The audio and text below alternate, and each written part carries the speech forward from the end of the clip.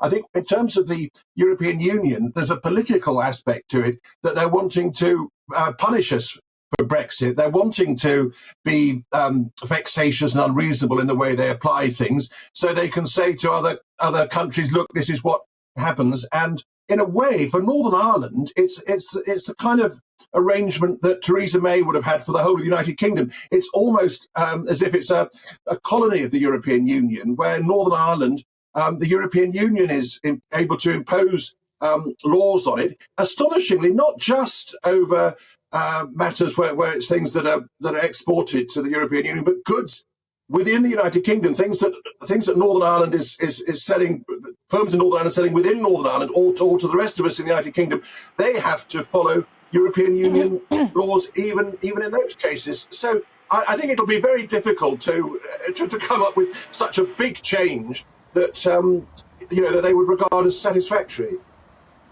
Harry, we just heard there from our political correspondent Tom Harwood, who said that Rishi Sunak could have avoided this issue altogether, could have left things the way they were. He has taken a political gamble here, hasn't he, in terms of his political reputation? I mean, if he can't get the DUP on side with this, they could refuse to re-enter into power sharing in Northern Ireland, and that would effectively leave Stormont frozen, wouldn't it?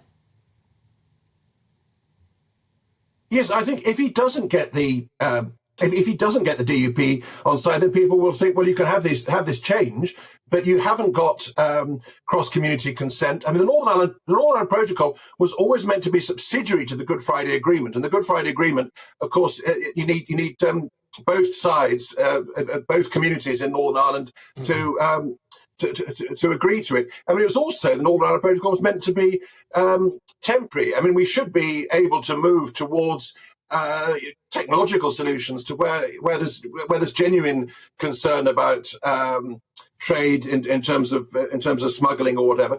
So it shouldn't be necessary to have the current arrangement. And of course, the alternative that Boris Johnson and Liz Truss were putting forward was to really have a clean break with the Northern Ireland Protocol bill to say, right, okay, this isn't working, and therefore we're going to cease applying it.